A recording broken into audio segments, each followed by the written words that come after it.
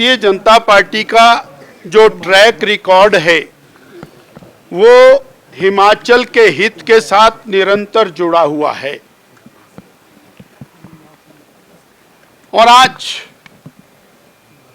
हम उसी हित की दृष्टि से माननीय जयराम ठाकुर जी, पार्टी के अध्यक्ष और पार्टी के वरिष्ठ लोग बैठक में गए, पर कांग्रेस की ओर से, सरकार की ओर से और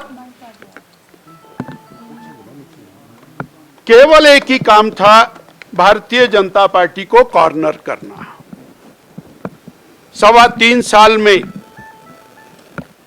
2 लाख करोड़ रुपए से ज्यादा की केंद्र की सहायता, 2,12,000 करोड़ की केंद्र की सहायता वो प्रदेश को विभिन्न मदों में मिली है। लगभग 45,000 करोड़ के तो नेशनल हाईवेज का काम चला है। सर्वाधिक धनराशि प्रधानमंत्री ग्राम सड़क योजना में मिल रही है। और जो कांग्रेस की वर्तमान सरकार है उसको रेवेन्यू डेफिसिट ग्रांट के रूप में भी 27,000 करोड़ रुपया प्राप्त हुआ। परंतु सत्ता प्राप्ति के बाद से लेके आज तक एक ही एजेंडा है कि केंद्र सरकार हमें कुछ नहीं दे रही है और अपनी मिस एप्रोप्रिएशन, फाइनेंशियल मिसमैनेजमेंट, उसका ठीकरा बीजेपी पर फोड़ने के लिए, केंद्र सरकार पर फोड़ने के लिए ये सारा प्रपंच रचा जा रहा है। जब ये सारी चीज सामने आ गई और कांग्रेस के लोगों ने बहुत सारी बातें कही, ये जल है, जंगल है।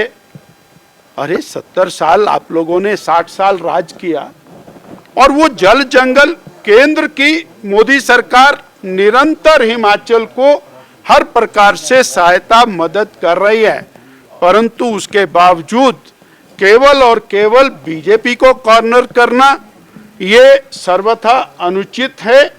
और केवल एक ही एजेंडा, दोषारोपण केंद्र पर, अपनी सारी नाकामयाबियों का ठीकरा, अपनी फाइनेंशियल मिसएप्रोप्रिएशन का ठीकरा, जैसा जयराम जी ने कहा, वो बीजेपी पर फोड़ने की बात है।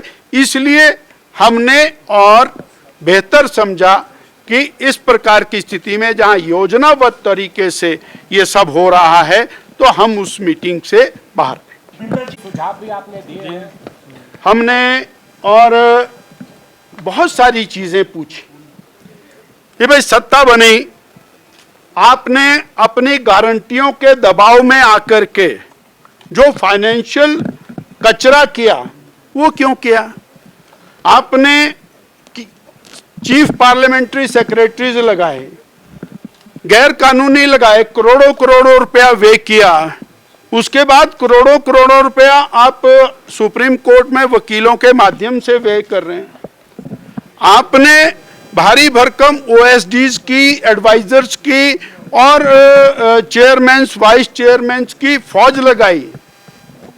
आपको जब वित्तीय संकट है उसके बावजूद आप लगातार पब्लिसिटी करके और पूरे प्रदेश के अंदर आए 15 दिन बाद होर्डिंग्स बदल देते हैं। आप पब्लिसिटी डिपार्टमेंट पूरा आपका लगा है प्रदेश के एक्सचेकर के ऊपर खर्चा करने के लिए, परंतु उसमें उनका यही कहना है कि ये तो बहुत थोड़े खर्चे हैं, वास्तव में तो ज्यादा खर्चों की जरूरत है।